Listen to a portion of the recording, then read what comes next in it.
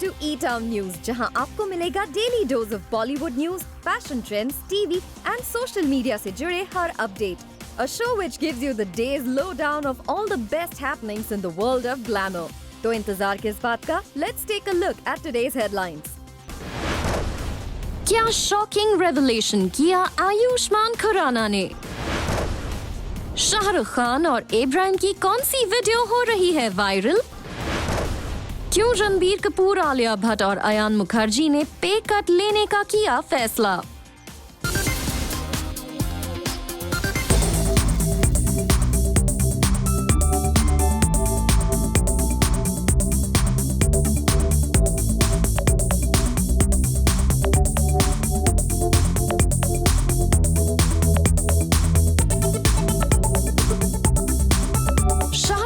और इब्राहिम की मस्ती का ये वीडियो है surely one of the best things on the internet today.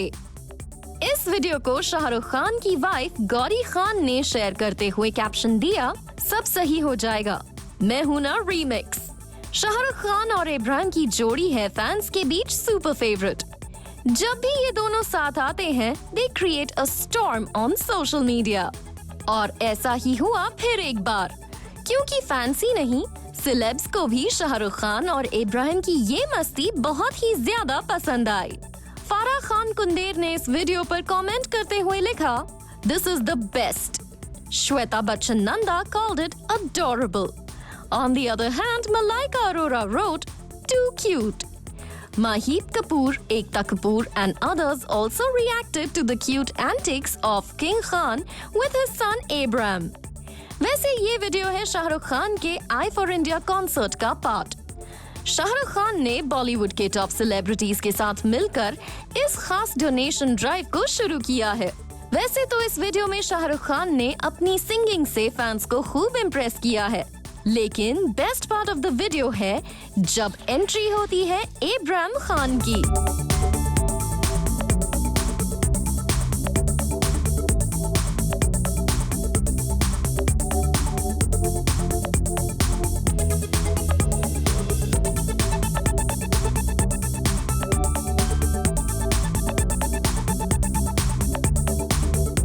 Shahrukh Khan ने कोरोना वायरस पैंडेमिक के दौरान हर तरह से लोगों की मदद करने की कोशिश की है, चाहे एक बहुत बड़ा अमाउंट डोनेट करना हो या फिर लोगों को जागरूक करने के लिए स्पेशल वीडियो बनाना हो. वैसे इससे पहले शाहरुख खान एक और इंटरनेशनल इनिशिएटिव का हिस्सा थे, जिसमें पूरी दुनिया के टॉप आर्टिस्ट ने हिस्सा लिया था. शाहरुख खान की ये सारी कोशिशें हैं काबिले तारीफ, क्योंकि उनकी हर एक कोशिश से इस मुश्किल भरे वक्त में आज कई लोगों की मदद हो पा रही है.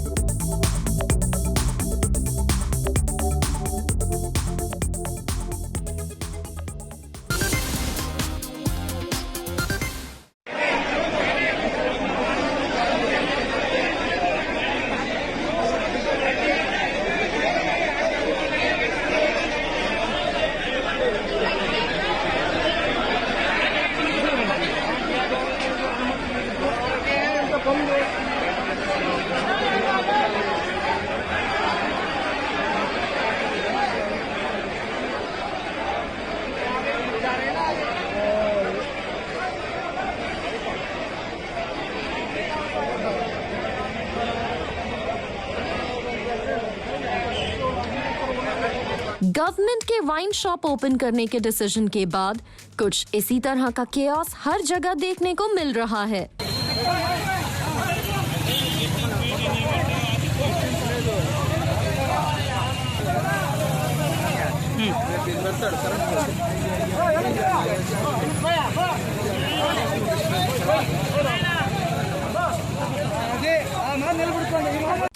लोग अचानक हजारों की संख्या में अल्कोहल खरीदने पहुंच गए हैं.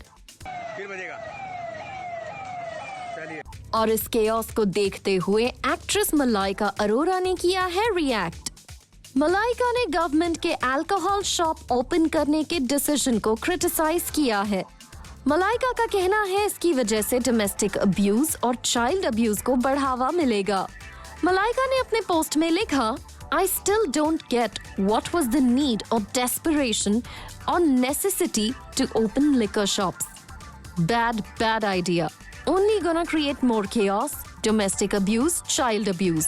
Well, मलाइका का ये कंसर्न बिल्कुल ठीक है। आखिर लॉकडाउन की वजह से डोमेस्टिक वायलेंस के इंसिडेंट्स में अनप्रेसिडेंटेड बढ़ोतरी हुई है। खुद बॉलीवुड के top celebs like Anushka Sharma, Virat Kohli, Vidya Balan और फरहान अख्तर ने इसके खिलाफ आवाज उठाई है। और अब जबकि गवर्नमेंट ने अल्कोहल शॉप्स को खोलने का डिसीजन लिया है, ये इंसिडेंट बढ़ सकते हैं। वैसे मलाइका अरोरा ने जो कंसर्न सोशल मीडिया पर दिखाया है, उससे कई लोग इत्तेफाक रखते हैं। और वाइन शॉप के खुलने के बाद जिस तरह का केओस देश के डिफरेंट पार्ट्स में दिखा है, उससे ये साफ है कि गवर्नमेंट को अपने डिसीजन पर फिर से सोचना पड़ सकता है। वैसे गवर्नमेंट ने जरूर कई इलाकों में भीड़ को देखते हुए शॉप्स को बंद कर दिया है, लेकिन इस सिचुएशन को संभालने में अभी वक्त लग सकता है।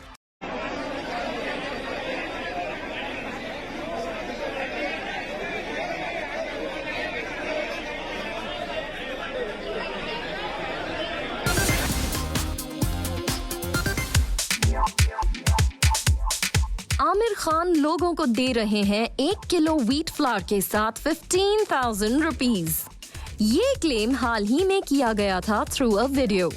एक यूजर ने सोशल मीडिया पर वीडियो पोस्ट करके आमिर खान की दरियादिली की तारीफ की थी, लेकिन अब आमिर खान ने क्लियर किया है कि या तो ये क्लेम बिल्कुल फेक है या फिर कोई रॉबिन हुड ऐसा करके अपने नाम को रिवील नहीं करना चाहता। आमिर खान ने अपने एक पोस्ट में लिखा, Guys, I'm not the person putting money in weed bags. It's either a fake story completely or Robin Hood doesn't want to reveal himself. Stay safe. Love, A. Well, Aamir Khan ने अपने इस ट्वीट से clear कर दिया है कि ये claim सही नहीं है।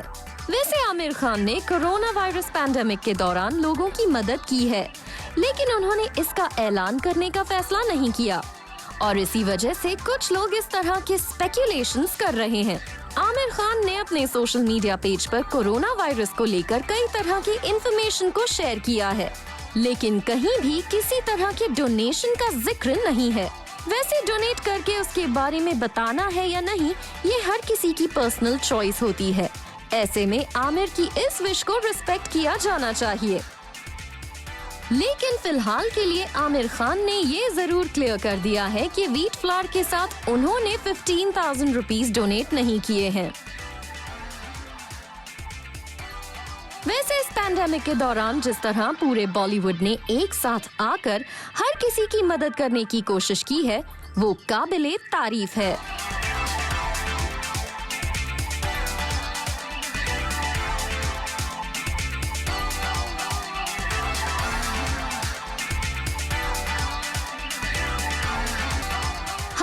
सेलिब्रिटीज ने एक खास आई फॉर इंडिया इनिशिएटिव के जरिए 52 करोड़ रुपीस इकट्ठा किए, जिसके जरिए जरूरतमंद लोगों की मदद की जाएगी।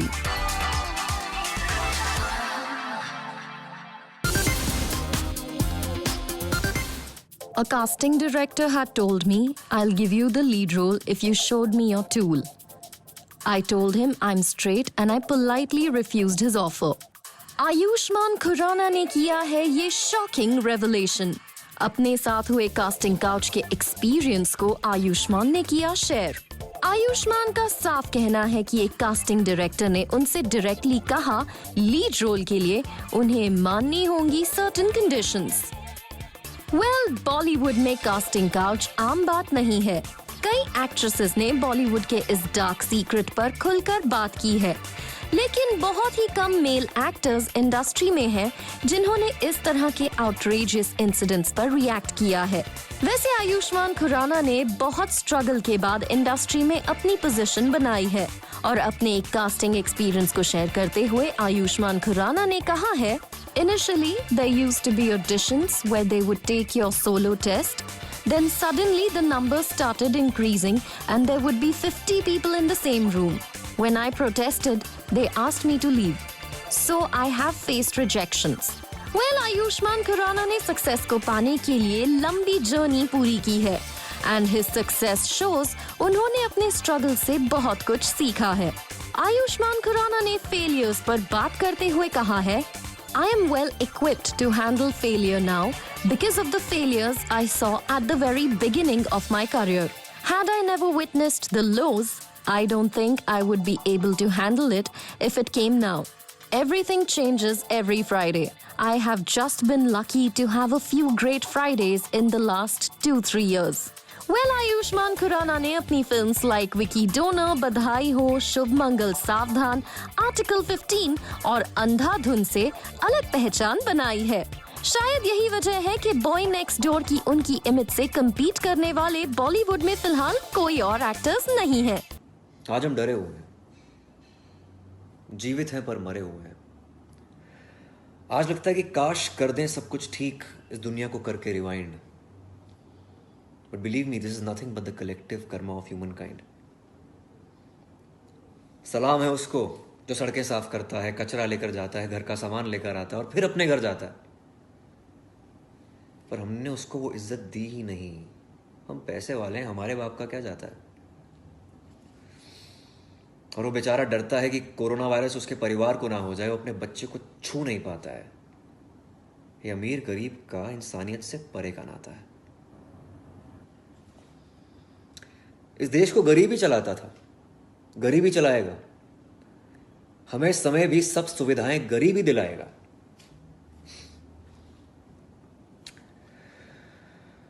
अब जब ये सब ठीक हो जाएगा ना, तो इन लोगों को इज्जत देना। कोई काम छोटा नहीं होता, ये बात अपने पल्ले बांध लेना। आज डॉक्टर, नर्सेस, पुलिस, हमारा सिक्योरिटी गार्ड है सबसे ज्यादा काम के। और मुझ जैसे बॉलीवुड हीरो हैं बस नाम के। हम बस पैसे दे सकते हैं, हथियार दे सकते हैं, पर लड़ना उनको है। उन्हीं को सब कुछ सहना है, हमको तो सिर्फ घर पे रहना है।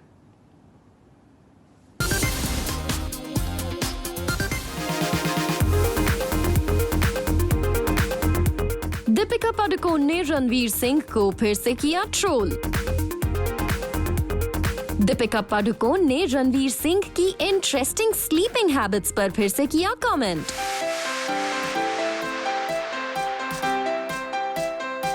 Last night on her Instagram story, Deepika shared, "Might sleep on the couch tonight to cut down on my morning commute."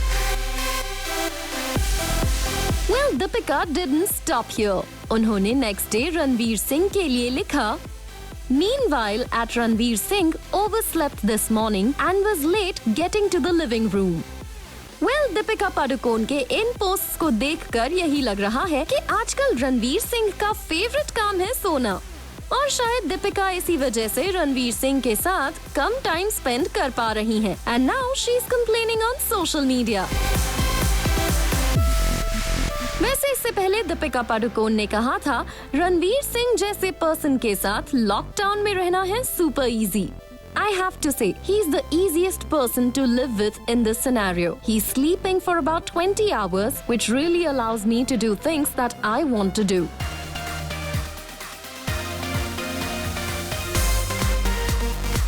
Deepika का आगे ये भी कहना है, For the 4 hours that he's awake, we are either watching a movie, eating, exercising. He's a real joy to be with at this time. No demands, no hassles. He's very easy. Well, Deepika का ये statement लगभग 1 महीने पहले आया था और अब का उनका सोशल मीडिया पोस्ट है काफी डिफरेंट। वैसे दीपिका इस लॉकडाउन पीरियड में ढेर सारी चीजें ट्राई कर रही हैं। From cooking and cleaning to learning new musical instruments. आज तो मैं दीपिका के हाथ के बड़े बड़े पिज्जे खाऊंगा।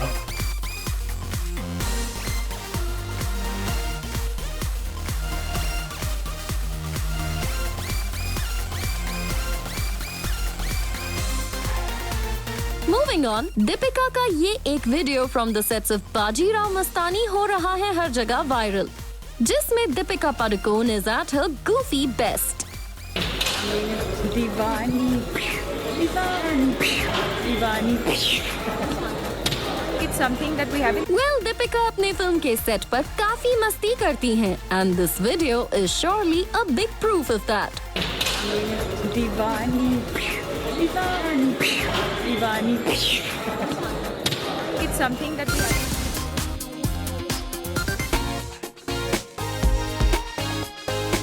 रणबीर कपूर, आलिया भट्ट और अयान मुखर्जी ने पे कट लेने का किया फैसला। ब्रह्मास्त्र की पूरी टीम अपनी फिल्म को बचाने के लिए आई एक साथ।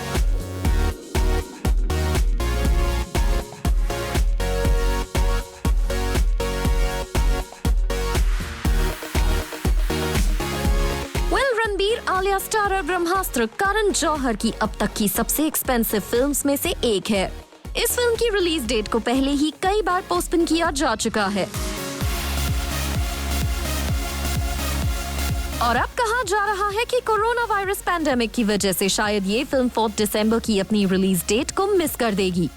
ऐसे में प्रोड्यूसर करण जौहर को इसकी वजह से काफी फाइनेंशियल नुकसान हो सकता है। यही वजह है कि फिल्म की पूरी टीम ने पे कट लेकर अपनी फिल्म को बचाने का डिसीजन लिया है।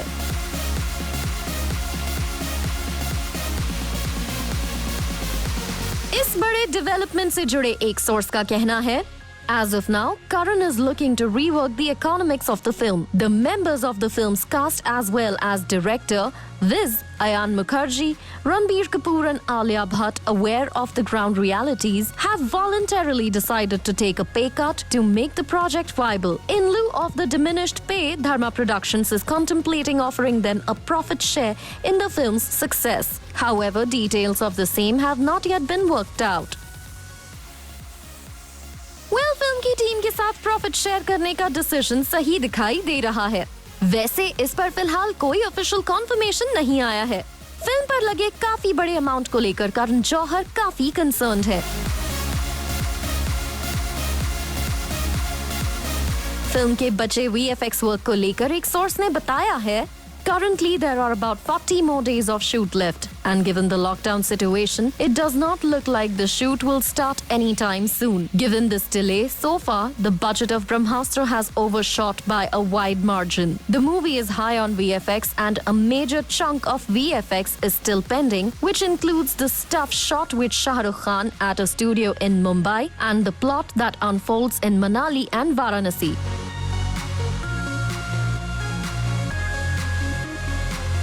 इस फिल्म पर डायरेक्टर अयान मुखर्जी 5 से ज्यादा साल से काम कर रहे हैं और इस फिल्म की पूरी टीम के लिए ये बेहद ही स्पेशल प्रोजेक्ट है। ऐसे में हर कोई अपनी तरफ से फिल्म को होने वाले नुकसान कम करने की कोशिश कर रहा है।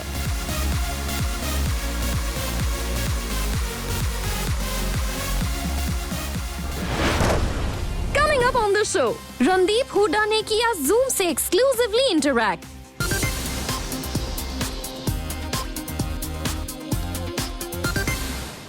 Welcome to Speakeasy, Randeep. This has been a while that we've spoken, and look how we are talking right now. You're at your house, I'm at my house, and this is supposed to be the new way of communicating, right? How have you been doing? How's your quarantine going on? This way, everybody could have got on at any time of the day or night. Well, lockdown is treating me well, catching up on things that I had been missing out on, a bit of reading, watching shows, doing some basic back to acting, basic exercises, just feeling like, a new start, a new beginning all over again. So I think this is done well for us. This is the new way of life, like you put it, right? We have been in quarantine for a while now. What's one thing you've noticed that has changed in you? From the hectic life to this life, I mean, we've all got time to self-reflect. What do you think has changed about you? I think accepting things as they are a bit more. Yeah. Having to accept the reality and do what is right instead of, wanting things some other way, making the most of what you have, which I have done in the past, but I think this is reiterated that that's what we all need to do. It's brought about a bit of chill, a bit more chill, I think. And bit of introspection, bit of where we've been going as humanity, as a world, as you, So it's all those reflections that come about. I anyway live in my head a lot, so it doesn't matter where I am. That's a good way to live. There are Now, only two ways to unravel. One is to sleep, and the other is travel. This was in a song by Jim Morrison, and I think the sleep part is really unraveling now. you sort of been self-isolating yourself from this Bollywood fraternity for a while, isn't it? So this is not really difficult. You've been really busy in your whole world, haven't you, Randeep? I mean, we've met after a long I time. I have always been a bit like that. My own journey has always been of utmost importance, and everybody's journeys they are, and I often don't feel the need to share it, so to speak, because it's my own journey. Why burden the world with more information than there already is? Um, I've been a bit of a oddball out in Bollywood. Have always been, from my choices to the not taking the beaten path. For example, through this question, "Jo dikhta hai wo bikta hai" doesn't apply to me at all, because I have many times gone underground for years and then surfaced. I almost went underground for 3 years just before this movie of mine. And yeah, so I was doing my own thing. I was working on changing myself as a person for that particular requirement of that script. So Yeah. I think, yeah, so yeah, it doesn't apply to me. And yes, I have nothing much has changed. I was never much of a socializer with the film fraternity. Otherwise, I'm hanging around with my friends who are not from the film fraternity a lot, almost every evening for a while. And then the evenings are also taken over by my horses and my dog and Yep. riding and, spending time at the stables with the Rajasthani boys that work on my horses. Yeah, having a quiet little evening by myself with my dog has always been a very preferable evening. I must say, you mentioned that you have been taking those gaps and you have been, sort of making your own niche over the years, the way you always have. And of course, you had hurdles, like for example, with the what happened with the Battle of Saharki. You sort of took out a very positive point out of it with what happened with that film because you put in your entire soul and you put in a lot of effort to that. How did that change you, Randeep? What happened there? And now, post that, how did you look at your film journey once you came out of that? It was a very conscious decision to start with. I've been very fortunate that after these gaps, I still find work and directors find me a bit unexplored still after 20 years. It is because of these gaps. Um, well, Marta kya na karta, what else could have I done? Had I taken that negatively and had a Nasur in my heart and let it fester, it would have just made me a bitter person. It was a failure in the sense, a big failure where you put in so much for 3 years and it does not see the light of the day. It's performing arts is an art of sharing. So unless other people see it, it's of no consequence. I've got many Oscars for the performances in my bathroom, but unless it's shared, there's no point. So, That's true. so, so that was a big hurdle. That was something very hard to come out of, and I think this hardcore action was a great. Otherwise, it was a big setback to me, but it made me a better person. I could take failure on the chin even more. I have done it in the past, and I think success is going from one failure to another without losing enthusiasm. So I think that has worked in my favor, and I just had to look at it positively. There is no other way. It made me a better person. I think Sikhs are a very spiritual. It's a very spiritual way of thought. So I kept busy through that time. It's not that I was just sitting at home and waiting for it to happen or to finish. Yeah, so only way to look at it is positive, man. There's no other way.